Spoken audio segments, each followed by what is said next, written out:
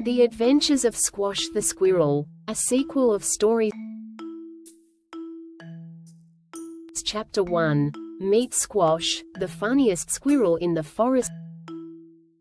Squash was no ordinary squirrel. With his bushy tail and a knack for getting into trouble, Squash had a way of making everyone laugh. He lived in the tallest oak tree in the Whispering Woods, a magical forest filled with chattering birds, curious rabbits, and wise old owls. Squash's favorite thing in the world was collecting acorns. But unlike other squirrels, Squash had a funny habit of forgetting where he hid them. "Oh no, not again," he would chuckle, scratching his head while his woodland friends giggled at his antics. Squash's days were always filled with adventures, and every adventure seemed to turn into a hilarious story. Chapter 2. The Great Acorn Hunt.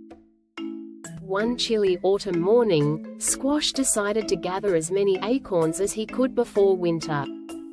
"Today's the day I'll collect the biggest pile of acorns ever," he announced proudly. But as usual, things didn't go as planned. First, a strong gust of wind blew his acorns all over the forest. Then, a cheeky blue jay started playing a game of "steal the acorn" with him. By the time the sun was setting, Squash had managed to gather just a small pile. "At least I'll never forget where I hid these," he said, marking the spot with a funny-shaped rock. Little did he know, the rock was actually the home of a grumpy hedgehog who wasn't too happy about Squash's surprise visit. Chapter 3. The Winter Preparations. As the days grew colder, Squash realized he needed more than just acorns to prepare for winter. He decided to build a cozy nest, but his building skills were as clumsy as his memory. "Who needs a fancy nest when you have imagination?" Squash laughed, tying twigs together in the most peculiar ways. His friends, the rabbits, decided to help, and soon the whole forest was pitching in. By the end of the day, Squash had the coziest, and quirkiest, nest in the forest, complete with a slide made from bark. "Winter is going to be fun," he cheered, jumping into his nest. Chapter 4. The Snow Day Surprise.